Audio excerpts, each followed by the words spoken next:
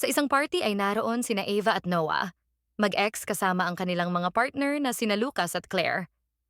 Ang mga present partner nila ay sobrang possessive, manipulative, perfectionist, nasasakal na sila pareho sa mga partners nila.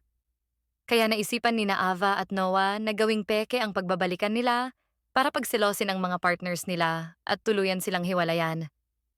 Pero para kay Noah, ang pagsisinungaling nila sa mga nararamdaman nila ay totoo talaga para sa kanya.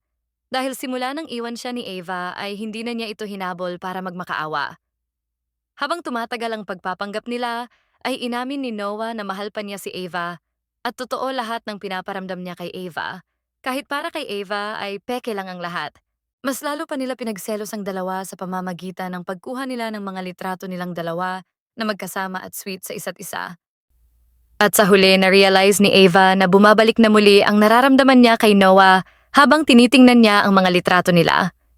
Kaya hindi na siya nag-alinlangan at pumunta siya sa mismong bahay ni Noah at sinabi ang totoong nararamdaman.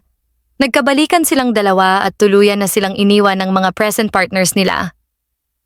Maliman ang paraan nila ng pakikipaghiwalay. Dahil hindi pareho sa sitwasyon nila, hindi sila makawala sa mga partners nila dahil pareho silang kontrolado at limitado ang galaw.